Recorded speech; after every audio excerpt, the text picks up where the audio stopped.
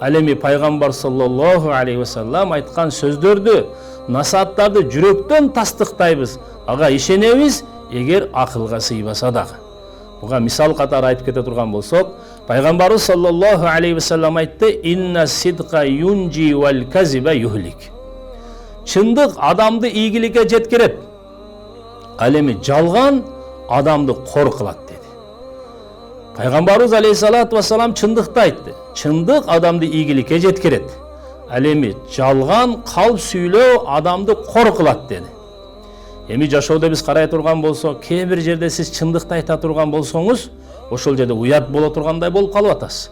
Же кээ бир жерде чындыкты айтсаңыз, сизге ошол жерде аз пайда түшүп калып атат. Ал эми калпты сүйлөй турган болсоңуз, ал жерде сизге көп пайда түшөт. Мына ушул жерде бизге сыноо болот. Биз пайгамбардын сөзүнө ишенебизби? Же өзүбүздүн көзгө көрүнүп турган пайданы көрүп ошону ээрчийбизби? Мисалы, эгерде сиз бир буюмду сата турган болсоңуз, эгер калп сүйлөсөңүз, ага бир сизге бир көбүрөөк акча түшөт. Мисалга алып көрүп турган болсок, бир машинени алып көрөлү. Bir машинени эгер калп айтып сатсаңыз, $10,000 сатасыз да. Эгер чындыкты айтып, аны айыбын, кемчилигин айтып сата турган болсоңуз, анда $7,000 сатып каласыз. Бул жерде сиз чындыкты айтканыңызда сизге $3,000 аз түшүп калып атат. Жалган сүйлөп, калпты сүйлөгөнүңүздө $3,000 сизге көп акча түшүп атат.